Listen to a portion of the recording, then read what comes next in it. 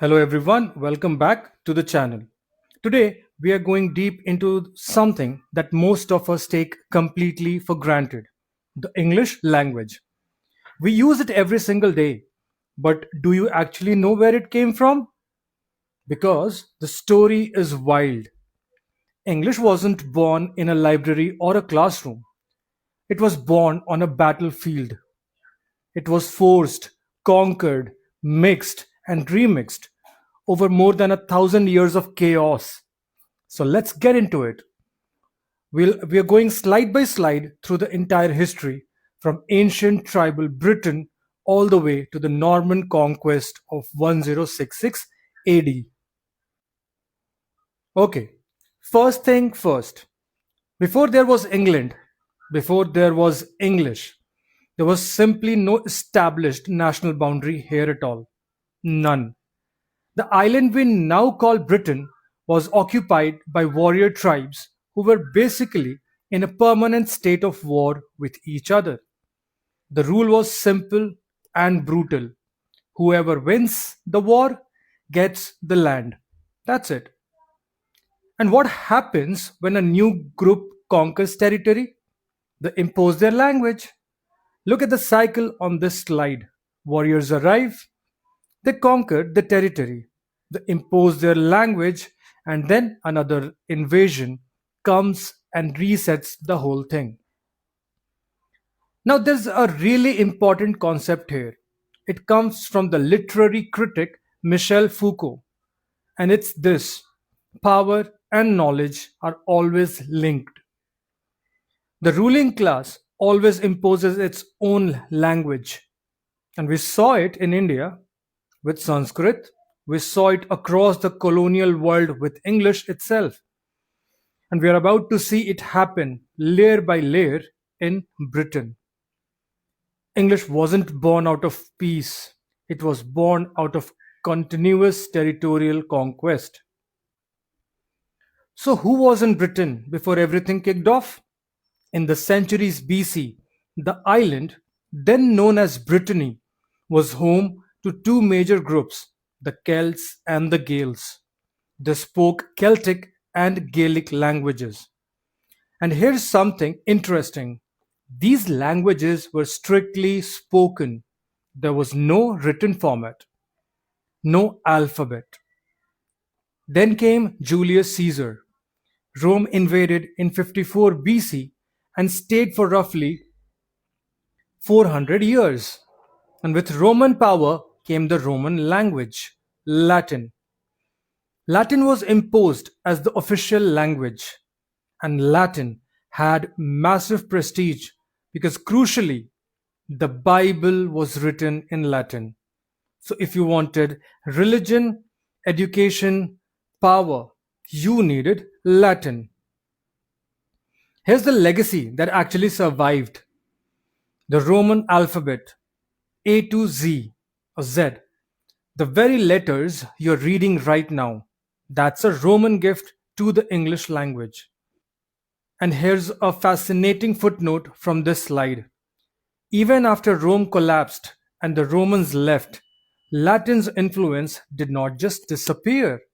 A ruling language leaves a deep footprint long after the rulers are gone. Now we hit the real turning point, 450 AD. Roman power collapses, their grip on Britain shatters, and nature, or rather ambition, abhors a vacuum. New invaders immediately move in. Three Germanic tribes crossed over from what is now southeast Russia and the German region. And these groups were the Angles, the Saxons, and the Jutes. Look at the map on this slide. You can see all three groups making their move into Britannia simultaneously. They successfully pushed out the Romans, the Celts, and the Gaels, and their distinct Germanic dialects became the new official tongues of the land.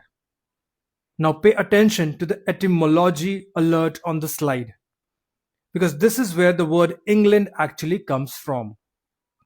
The Angles were the most powerful of three tribes. They renamed the island Angle land, which became England, and their specific dialect became the foundation of English. That's right. English literally means the language of the Angles. Now, here's where things get complicated and honestly, kind of fascinating. Even though the Germanic tribes had taken over, there was no single English language. For centuries, different pockets of people were speaking completely different dialects. The Angles dialect, the Saxons dialect, the Jutes dialect. And then you still had Scotland and Ireland with Gaelic and Wales with Celtic running alongside all of them. These communities could not easily communicate with each other. And why not? Because there were no printing press. Europe did not get the printing press until the 14th century. Everything was either spoken aloud or painstakingly hand copied, sometimes literally onto the leaves. So language stayed local and it stayed fragmented. It took centuries for these dialects to slowly bleed into each other, mixing and absorbing, with leftover Latin swirling in the background until finally something resembling a unified language began to emerge. We call it Old English. Look at the pyramid on the slide.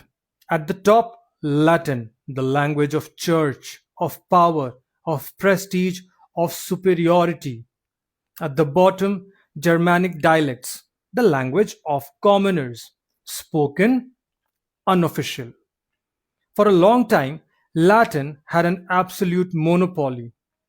And here's how extreme it was: it was forbidden, punishable by death, to translate the Bible from Latin into any local language. The church held that monopoly tight. So, when did someone first write in the vernacular, in the people's actual language? The first major writer we know of is Bede in 731 AD.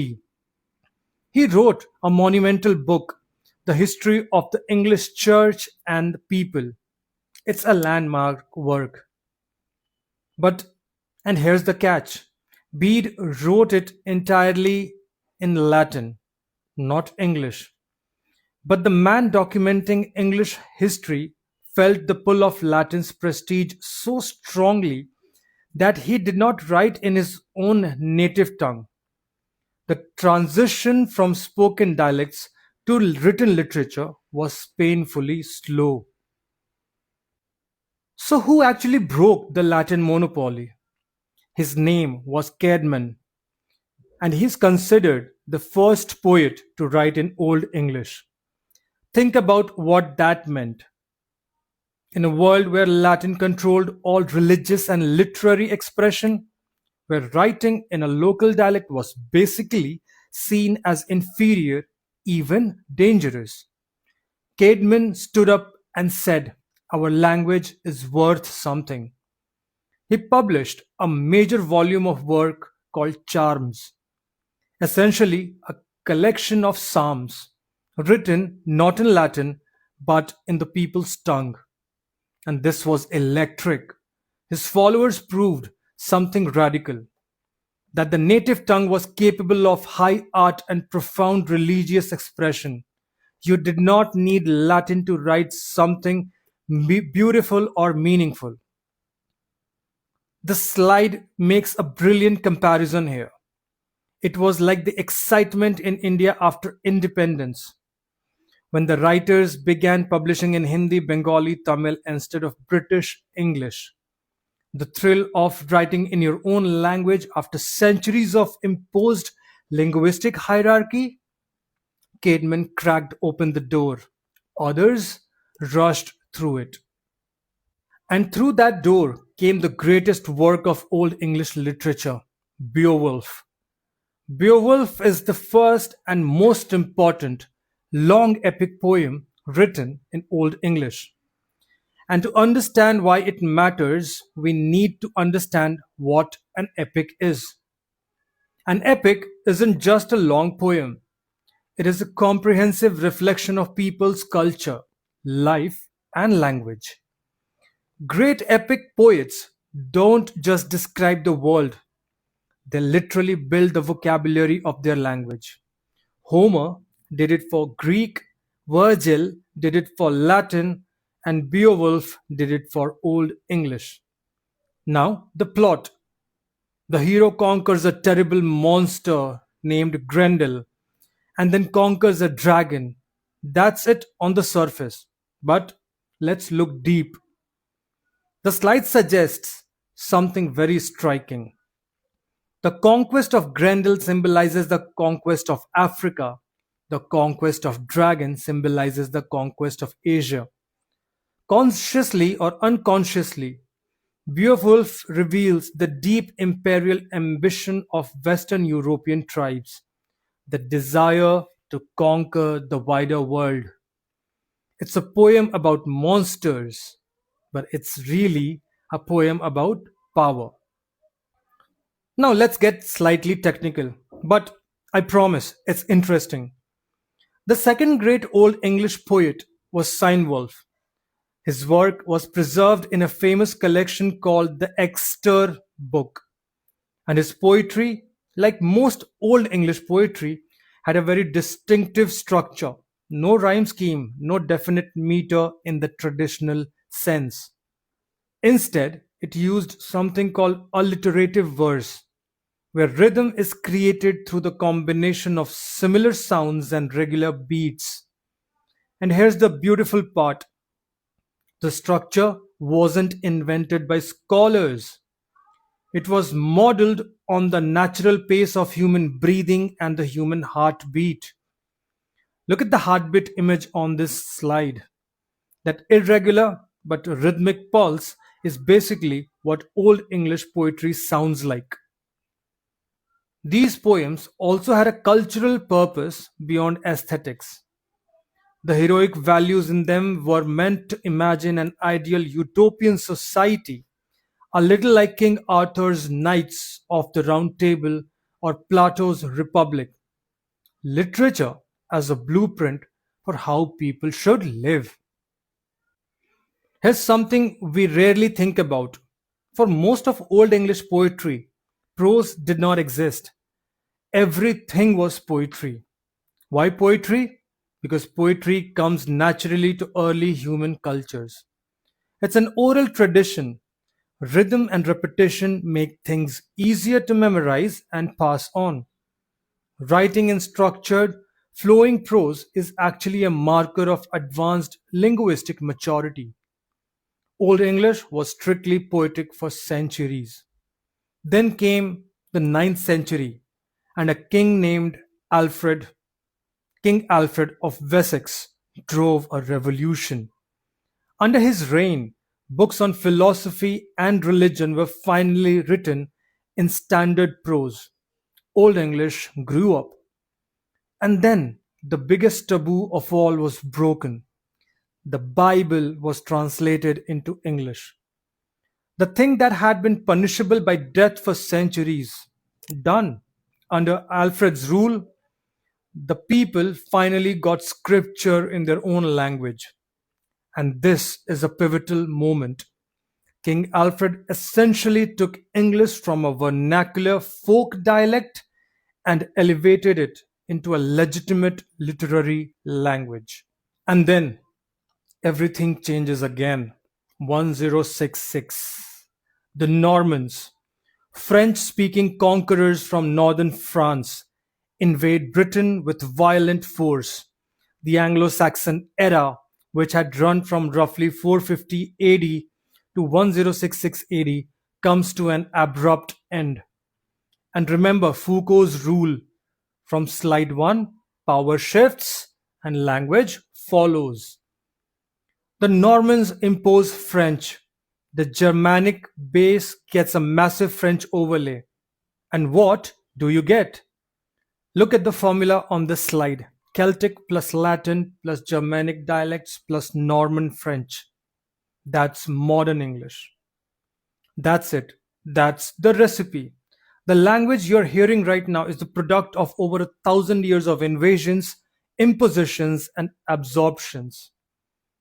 The Anglo-Saxon period ends, the Anglo-Norman period begins, and English and Old English gradually transforms into Middle English, setting the stage for Chaucer and eventually for everything that follows. So, there you have it, the complete story of how Old English came to be, from the earliest Celtic and Gaelic tribes to the moment the Normans rode in and changed everything in 1066. The big takeaway: language is never neutral, it's always political, it always follows power. The language you speak today is the direct result of who conquered whom and whose culture survived. If you found this interesting, drop a like and subscribe. We are going to keep going. Next up, we'll look at Middle English and the age of Chaucer. See you there. Bye bye.